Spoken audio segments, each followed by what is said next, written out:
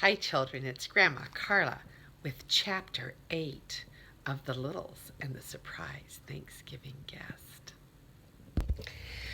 "Oh, my goodness," Mrs. Little said, looking around the room. Oh, my goodness, I just don't know what to say. I don't know where we're going to put all of these people." Grandpa Little looked up from the game of solitaire he was playing at his card table.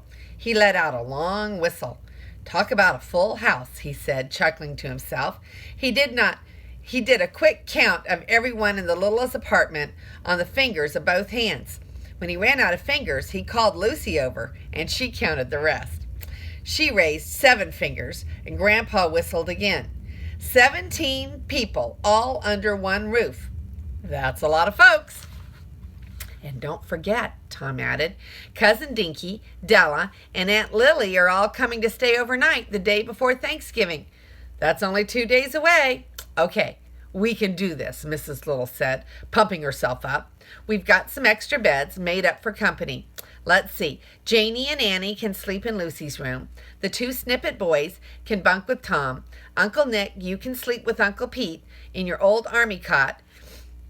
Must be around here somewhere. Me? Share my room with that old coot? Why, I'd sooner sleep in the basement with the mice," Uncle Pete said. He liked to tease his older brother. Mr. Whit Snippet cleared his throat loudly, and the room grew silent. He turned to Mrs. Little and took off his hat. He held it awkwardly with both hands in front of himself. The tiny man had a beard. He was taller than everyone in the room by at least an inch, and he had to stoop so that he wouldn't hit his head on the ceiling. Everyone listened as he spoke. "We're not wanting to put you good folk to a lot of extra trouble, showing up without an invite," he said. "Our friends, the Specks, asked us to come along. We've never forgotten our last adventure together in this place. Ever since then, the Specks and the Snippets like to spend Thanksgiving together. Well, I, for one, am glad to see that you 2 get along," Granny Little said. "I've heard about this feud with the Ground Tinies being against the Tree Tinies and the Tree Tinies hating the Ground Tinies ever since I was a little girl." She stopped talking for a minute.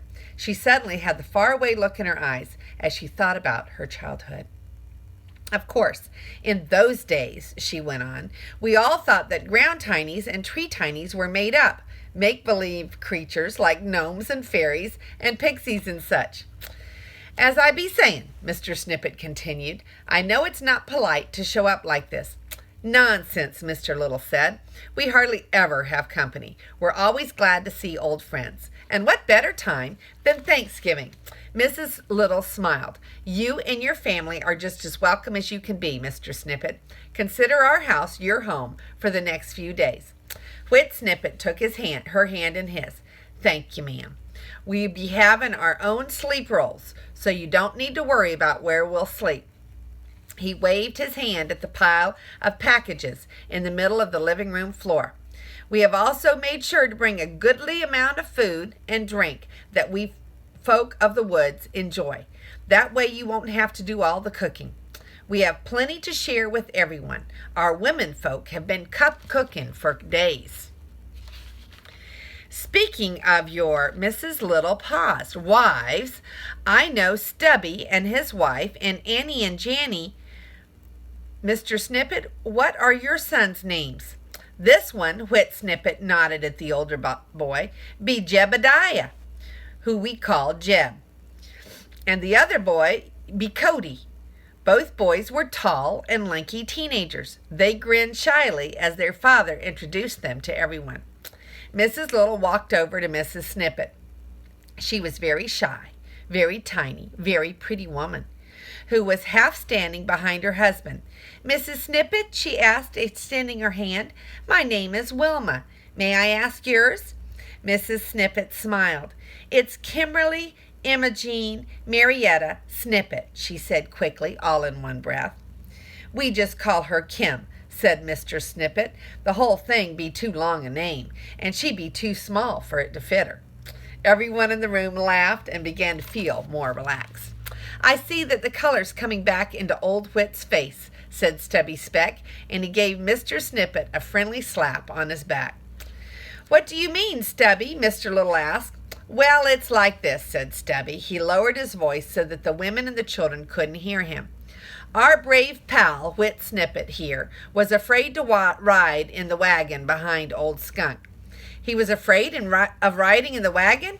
Asked Mr. Little. No, no, laughed Stubby. He looked around to make sure that no one else could hear him. He whispered in Mr. Little's ear. Whit figured that if anything surprised Old Skunk along the trip, anyone riding in the wagon would get a big face full of you know what. Mr. Little laughed. Well, it's been a long day for everyone, he said. I guess it's time to get all the bedding together and find a spot for everyone to sleep. Come on, Janie and Annie, Lucy said. You're staying with me, and she led them into her room. Mrs. Little was helping Mrs. Speck lay out the sleeping bags. You know, Mrs. Speck, she said, we've known each other for some time, but I've never learned your name either. Oh, Mrs. Speck laughed. I guess Stubby never got around to telling you. My name's Ima. Ima Speck, Tom whispered to Lucy. Ima Speck? Is she joking? Lucy reached over and pinched his arm. Ow! Tom was laughing so hard he was accidentally making snorting noises. What was that for? He looked at Lucy. Because, Lucy scolded her brother. That's not polite. Lucy didn't look back at her brother. She noticed that she was pinching her own arm and trying very hard not to laugh. I like this book, don't you? Okay, here is the picture of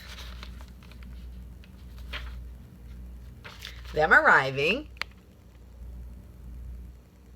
and greeting some friends. Oh, look how tall he is.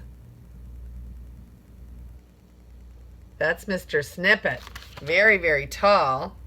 And they brought lots of food with them to share. And that's all of chapter 8. This is Grandma Carla. I love you.